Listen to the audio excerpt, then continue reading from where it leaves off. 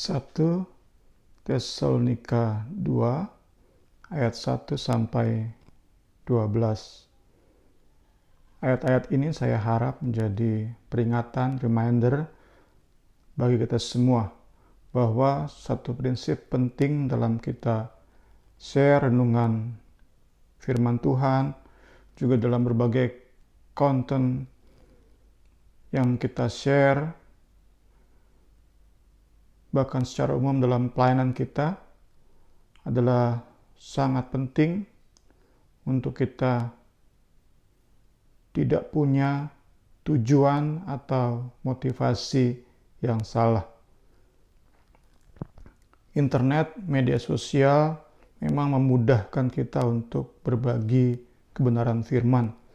Tapi melalui ayat-ayat ini, Tuhan ingin mengingatkan kita bahwa share konten-konten rohani, share kebenaran firman, share Injil yang murni, itu tidak cukup jika tidak dibarengi, disertai dengan juga motivasi yang murni.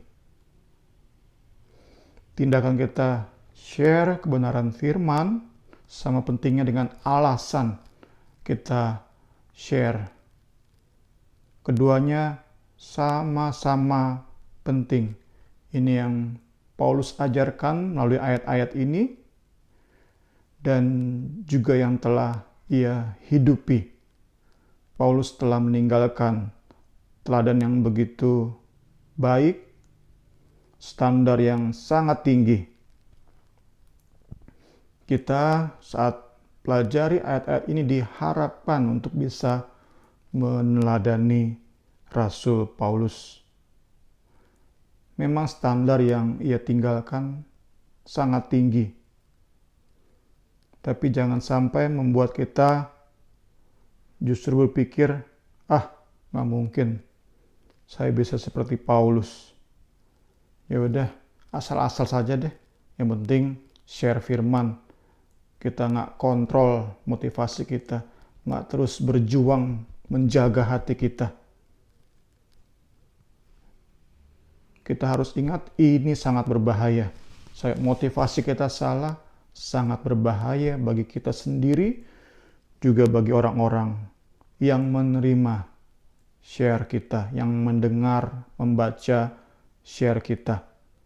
Sebab itu penting untuk kita selain rajin berbagi kebenaran firman, tekun, tapi juga kontrol hati. Perjuangan kita juga dalam mengontrol motivasi kita masing-masing. Karena itu dalam mempelajari ayat-ayat ini, mutlak kita butuh ketergantungan pada Roh Kudus. Perlu kita katakan pada diri sendiri, ya Roh Kudus, saya nggak bisa apa-apa. Saya terlalu lemah. Saya lebih sering dikontrol oleh kepentingan sendiri, oleh keinginan dipuji orang. Tapi saya percaya ya Roh Kudus, kalau Engkau dahulu memampukan Paulus melakukan atau memiliki motivasi yang sedemikian murni, kita pun akan ditolong Roh Kudus. Roh Kudus pun mampu menolong kita saat ini. Puji Tuhan. Setelah kita punya sikap hati yang benar saat membaca ayat-ayat ini, maka kita bisa mendalami dengan benar, meresapi dengan benar ayat-ayat ini. Kita akan sangat terbantu saat kita lebih dahulu membaca kisah Rasul Paulus pertama kali mengunjungi kota Tesalonika dan bagaimana beratnya perjuangan Paulus memberitakan Injil di kota ini. Tercatat di dalam Kisah Para Rasul pasal 16 dan 17. Saya di sini coba mendaftarkan 5 bentuk pengorbanan Paulus untuk membawa Injil Yesus Kristus sampai ke kota Tesalonika. Pertama, ia menempuh perjalanan yang sangat jauh Tentu belum ada kendaraan bermotor saat itu, apalagi pesawat. Perjalanan yang amat melelahkan, juga ada bahaya dari perampok-perampok, itu harus dilalui oleh Rasul Paulus. Kedua, Paulus diperhadapkan saat di kota Filipi sebelum ia masuk ke kota Tesalonika dengan masa yang penuh kebencian. Ketiga, dengan tongkat ia menerima banyak pukulan, tentu banyak luka, banyak memar, rasa sakit, perih yang Paulus rasakan, yang Paulus harus derita dalam perjuangannya membawa Injil ke wilayah Makedonia, pertama Filipi, kemudian Tesalonika, baru ke Berea. Di Filipi ini dia menerima pukulan yang berat, pukulan yang banyak. Keempat, ia pun dimasukkan ke dalam penjara. Setelah dipukuli dengan tongkat, ia dimasukkan ke dalam penjara dan dipasung. Makan minum ribet. Pipis, maaf kata, BAB, ribet juga. Sekali lagi ini bentuk-bentuk pengorbanan Paulus untuk membawa Injil Kristus sampai Tesalonika. Setelah sampai di kota Tesalonika pun, ia dimusuhi oleh orang-orang Yahudi, orang-orang yang sebangsa dengan dia. Ia difitnah, ia dikejar-kejar oleh orang Yahudi. Jadi, secara logika, saat jemaat Tesalonika bisa menerima kabar baik, mereka bisa menikmati kuasa yang dahsyat, kasih yang melimpah, sukacita tiada tara, itu semua tidak bisa dipisahkan dari jasa Rasul Paulus. Orang-orang ini berhutang banyak kepada Paulus.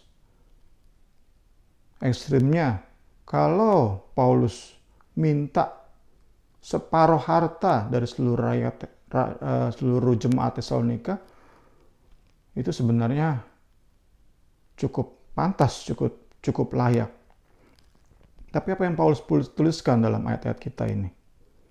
Ia tegaskan bahwa ia terus menjaga motivasinya murni di hadapan Tuhan.